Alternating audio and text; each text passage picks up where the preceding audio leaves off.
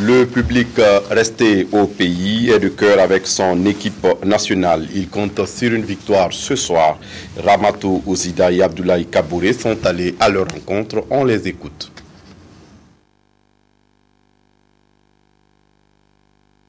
Je suis confiant parce que le Burkina a les capacités aujourd'hui pour surprendre toute la nation entière. Et nous souhaitons bonne chance à notre équipe nationale et nous pronostiquons pour 2-1 pour le Burkina Faso. Je peux vous dire que ce sera un match vraiment très ouvert. Et comme j'aime les surprises, je n'aime pas me prononcer sur une équipe, sur une autre. Ouais. Tout ce que je peux dire et surtout souhaiter, c'est que ce soir, nos étalons puissent sincèrement nous apporter la victoire. Et même si, parce que nous disons que le Nigeria, c'est une grande équipe, c'est une grande nation de football, et nous savons que nos étalons peuvent faire quelque chose de bien. Ils n'ont qu'à voir, parce que depuis le début de la CAN, il n'y a que des matchs nuls. Ils n'ont qu'à au moins rester à ce niveau-là pour nous satisfaire. On garde espoir que les étalons feront de leur mieux pour qu'aujourd'hui, on ramène au moins la victoire. On peut être grand, mais se faire petit devant les petits. Donc on compte sur les étalons pour arriver à donner de leur meilleur pour que ce soir, tout le monde soit dans la joie et dans la gaieté. Donc le score le pronostic qu'on peut donner, c'est 3-1 à la faveur du Burkina Faso, bien sûr. Je pronostique 2-1 pour les étalons. Nous avons confiance aux étalons, nous pensons qu'ils vont donner le meilleur d'eux-mêmes pour que le pays tout entier soit dans la joie ce soir. J'ai confiance aux étalons et je pense qu'on va gagner. On a très souvent été déçus par les étalons. Non, mais j'y crois, j'ai confiance. Bon, je vais dire qu'on va faire un 3-0, c'est sûr. On les encourage et on espère qu'ils feront de leur mieux pour nous rendre fiers d'eux. Voilà, c'est tout. Et 2-1 en faveur des étalons. J'ai confiance aux étalons et je leur dis bonne chance. Pour moi, 2-1 pour le Burkina. Voilà la réponse ce soir sur le coup de 18h sur les antennes de la RTB. Et la RTB qui continue d'étendre sa toile à travers les régions du Burkina. Hier, dans la soirée, on a pu assister au lancement de la RTB de région centre à Ouagadougou. Une chaîne de proximité qui va désormais porter la voix du centre plus haut. C'est le Moro Naba Bango qui était le parrain. Nyarkiteda. L'hymne national repris ici en chœur, c'est pour lancer officiellement les programmes de la RTB2 Centre.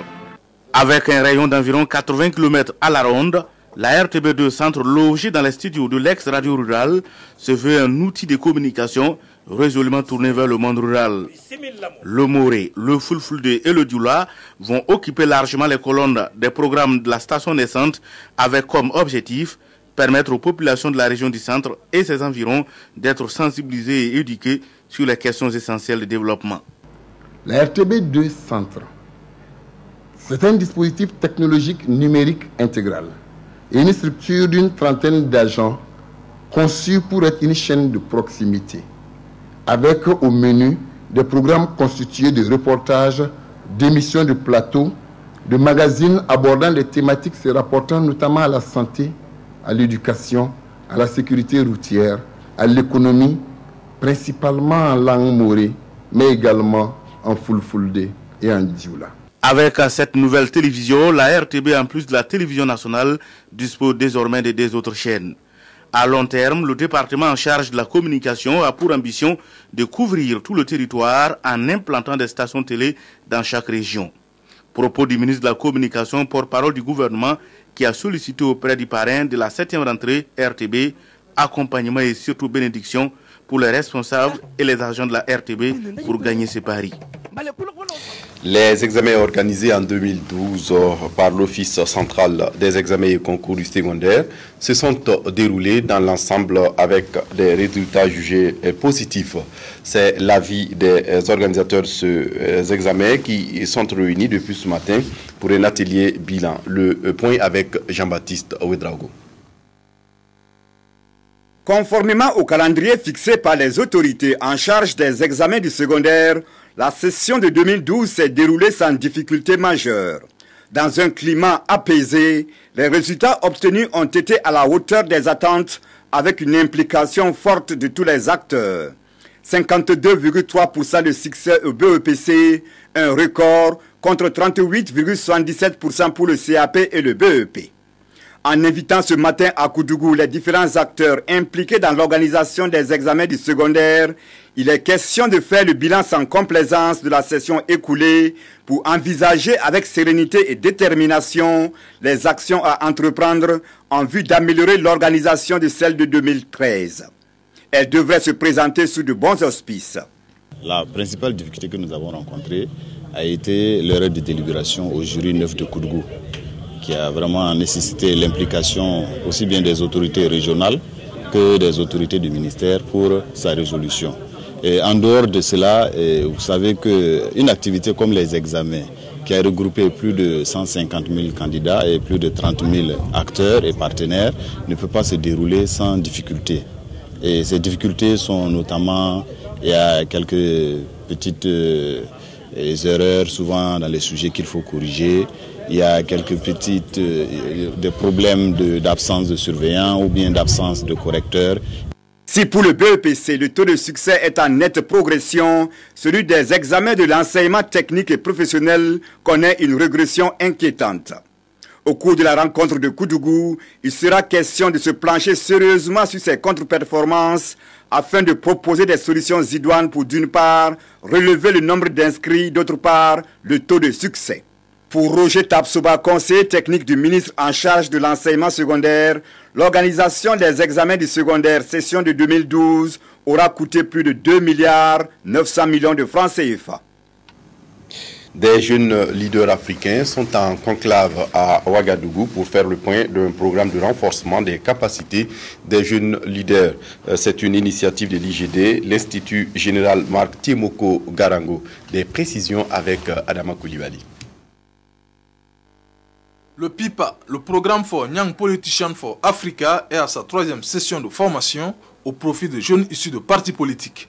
Ce programme de l'Institut général Timoko Marc Garango pour la gouvernance et le développement compte outiller ces jeunes sur les connaissances et stratégies politiques pour faire d'eux des leaders compétents au service de la démocratie et de la bonne gouvernance. Nous allons aborder au cours de cette session des thèmes tels que la corruption, la lutte anticorruption, le rôle des partis politiques dans ce domaine, également les questions liées à l'écologie, à la préservation de l'environnement. Nous allons également faire la restitution des mini-projets, donc les formations qui ont été administrées par les participants sur le financement et du programme.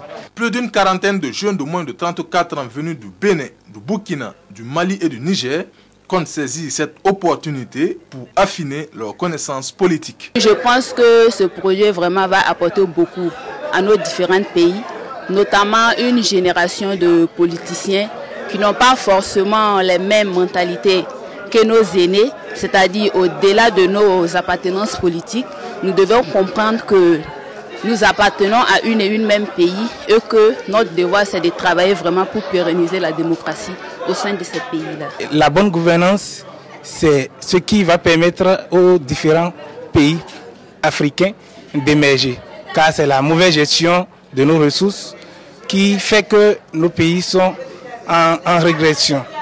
Les pays doivent être bien gérés et il faudrait que les jeunes que nous sommes, que nous soyons bien formés pour la relève de qualité de demain.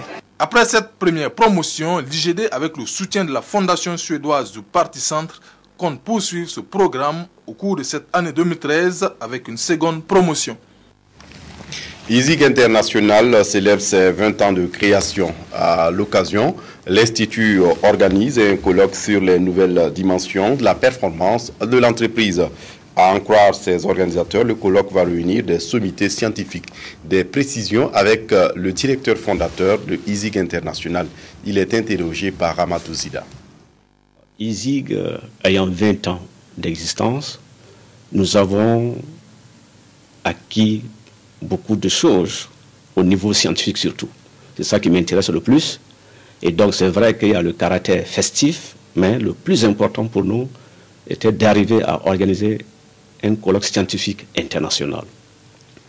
Et là, nous avons une vingtaine de sommités universitaires venant du Canada, de la France, de la Réunion et de l'Afrique qui seront à ces colloques scientifiques. Donc le sens de ce colloque, c'est vraiment pour dire que ISIG aujourd'hui, ce n'est plus la formation professionnelle seulement, mais nous nous engageons maintenant dans la recherche. 20 ans, c'est l'âge quand même de maturité, et il faut maintenant que nous prouvons, que nous démontrons que nous sommes capables aujourd'hui, en tout cas, de faire face au fonctionnement de l'école doctorat et de la recherche. C'est pourquoi ce colloque a été initié pour renforcer la célébration du 20e anniversaire de notre institut. Le colloque scientifique, c'est extrêmement important dans la vie d'une institution, en tout cas à vocation d'enseignement supérieur. C'est extrêmement important. Avec les colloques, on sent que la structure vit, qu'elle est dynamique, surtout au niveau scientifique, c'est important. Vous allez voir que les actes du colloque seront publiés dans des revues. Et donc, ainsi, ISIG sera connu au niveau international par des scientifiques.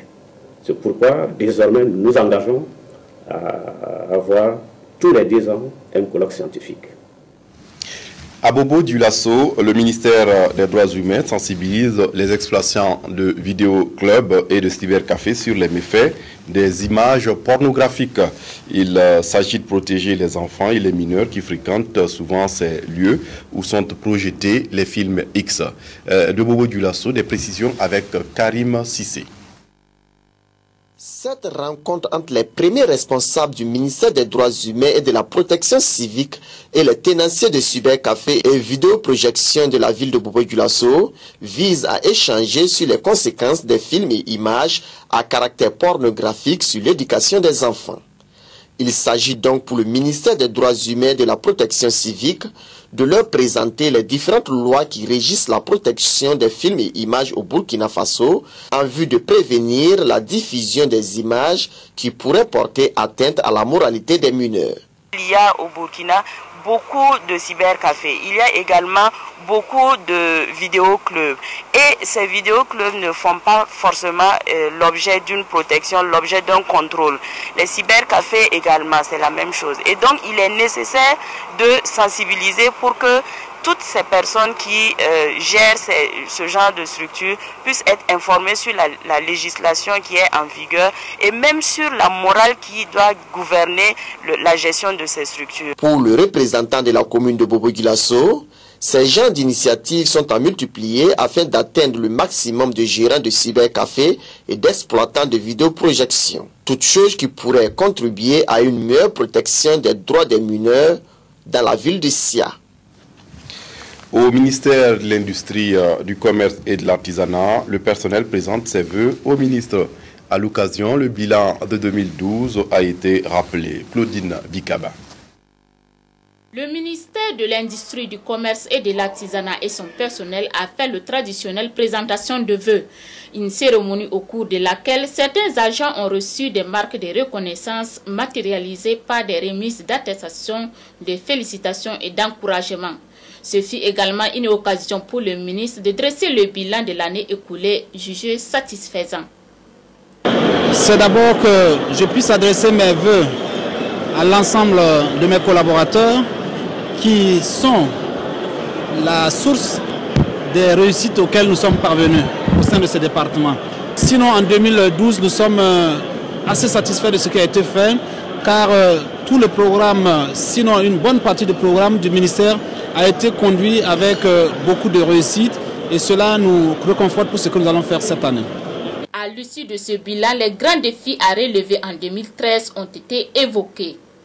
C'est un département qui s'occupe de la question de la consommation.